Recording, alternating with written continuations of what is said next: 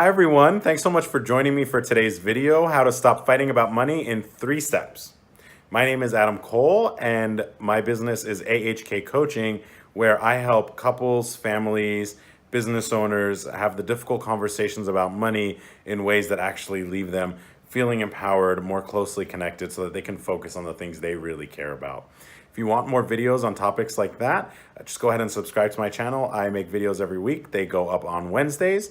And if you enjoy this video, feel free to give it a like. Leave your thoughts below on how these 3 steps, how you can implement them in your life, what you learned from the video, and the difference this might make for you. So without further ado, I'm going to get right into the video.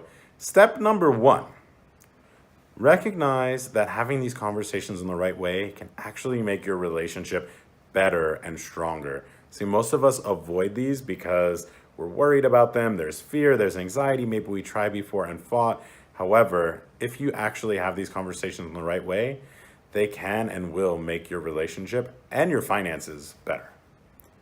Step number 2, take full responsibility for everything that has happened inside of your relationship with this person around money. Now I'm going to explain a little bit more about what that means. Responsibility does not mean morality. It doesn't mean you're a bad person because your finances got in a bad place or because you aren't telling each other the truth or anything like that. It just means you acknowledge the role that you played in having everything transpire that did. And if you look, you will see, wow, there's a lot I could have taken responsibility for.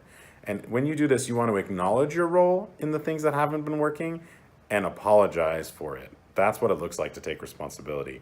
So let me give you an example. Let's say your partner or family member has done something that you just don't like, right? It doesn't work for you. So maybe it's happened over and over, right? This is probably the place you're in if you're having these challenges, if it's a scary topic for you. What you might acknowledge here is not your fault that they've done those things. However, take responsibility that they've been doing those things over a period of time. It hasn't been working for you, and you haven't acknowledged that till now. So it's like, hey, you know what? There's been some stuff that's been going on that hasn't been working, and I just hid about it because I was afraid rather than confronting it, and then that's been leading to me feeling resentful. And you know what? I don't want to feel resentful. That doesn't work. So I want to take responsibility for that, right?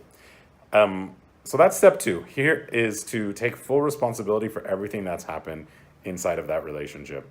Step number 3 is hearing out the other person or people fully and completely. Now, just saying that may give you some anxiety there in your chest and your stomach, wherever it shows up for you, right? And I totally get that.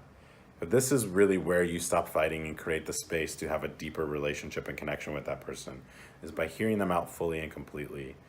And you do this through vulnerably taking responsibility for things and asking them good, open-ended questions where it's not just a yes or no answer, but where they have the space to reflect on their feelings and share. And when they do share, you want to acknowledge their feelings and validate them completely, which is just meaning I understand why you would have that reaction or why you would feel that way. And remember, you can do this without making it that you're a bad person. This is just their unique experience from their unique vantage point, having had their unique life.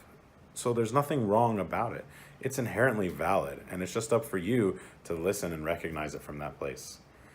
Second, you want to understand where they're coming from in this conversation, right? And for the things that haven't been going well for them, ask them what would work better, right? And listen, really deeply listen and empathize.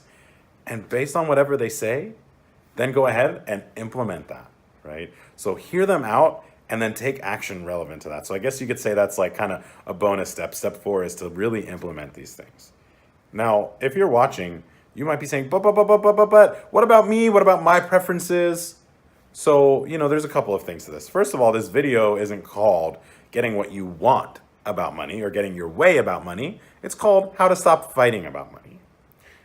However, I'm not just telling you to roll over and concede everything to the other person, right? This is the step in the process that's about getting to understand your partner or your family member and getting to understand their concerns and what's been working and not working and how you can bridge that gap.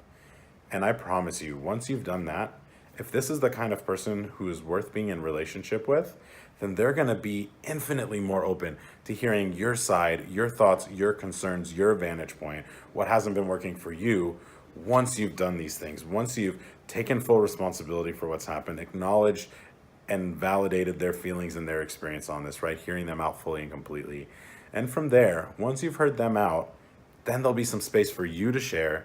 And this is what really makes everything available, where you can just forge meaningful dialogue, where you can forge meaningful, helpful, powerful solutions, and where you can really connect with this other person in a way that reduces the tension, reduces the friction, stress, and anxiety, and actually creates the space for you to connect more deeply and focus on the things that really matter within that and within your relationship.